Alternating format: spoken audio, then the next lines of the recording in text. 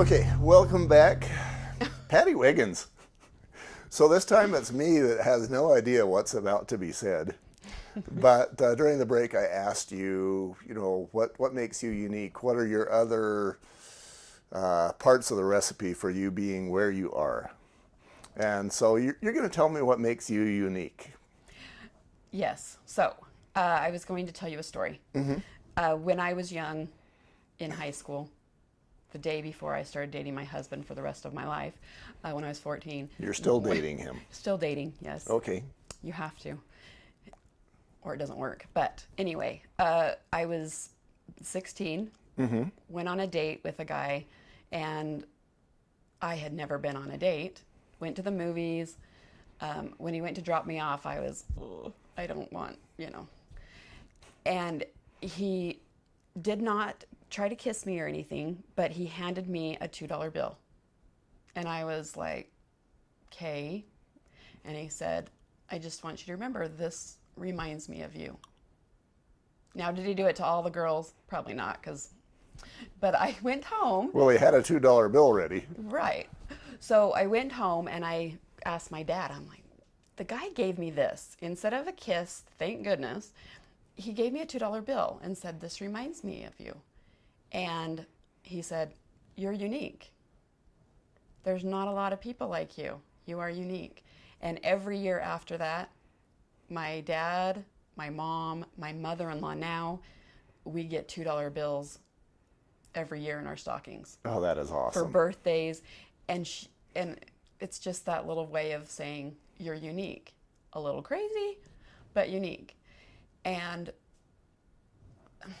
also you had said, so that was that story, but also you had said what everything you do benefits you.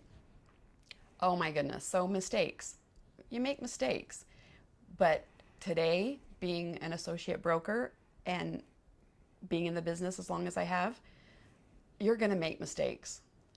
The biggest thing I would say is it's really, really hard to call a client and say, oh my goodness, I made a mistake. I missed a document. I did this.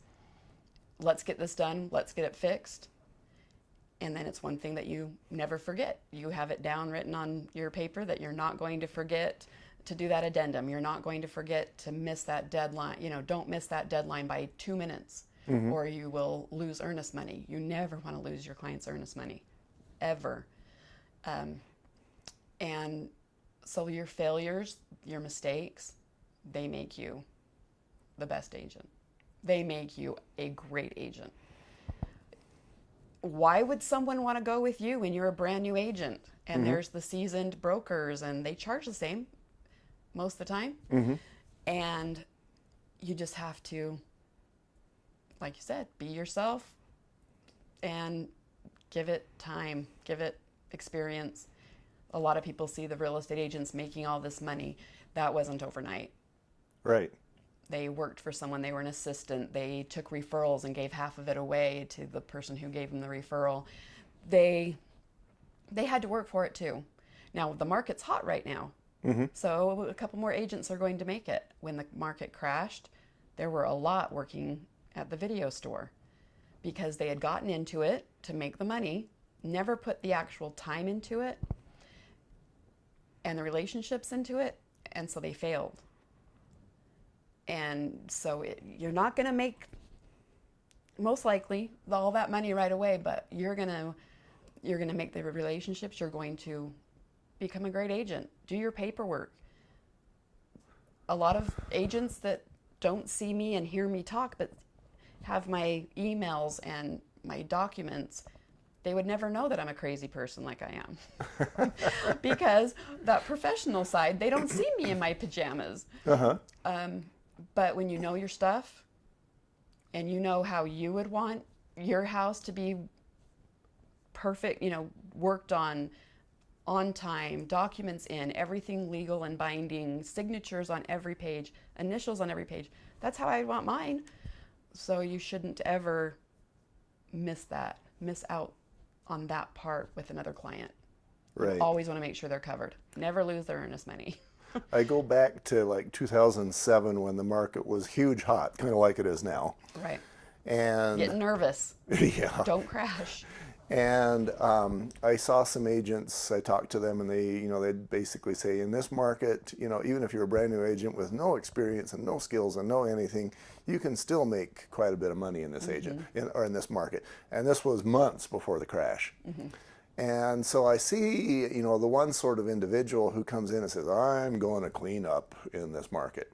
And so he goes in and he finds a few buyers, they come flowing to them, he sells them some houses, and then he's off to the next one. Then the crash comes and he has nothing. Now he's back in the video store. Yeah, it was really hard to see that happen, especially on someone that all mine's referral based. If you were to look at my real estate transactions, they never wavered until I made a wedding dress for my daughter-in-law. Then you can't really do real estate when you're sewing. But that was an expensive wedding dress. yeah, it was. It was fun. Yeah. Yeah. It was 4 or 5 months of my life.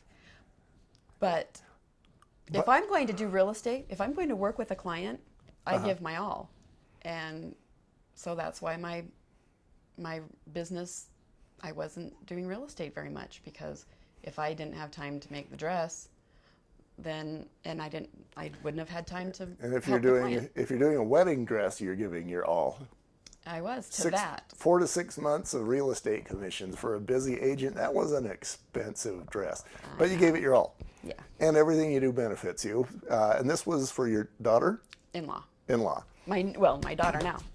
And I can only imagine at this point, she probably knows that wedding dress probably cost, I don't know, 6 figures.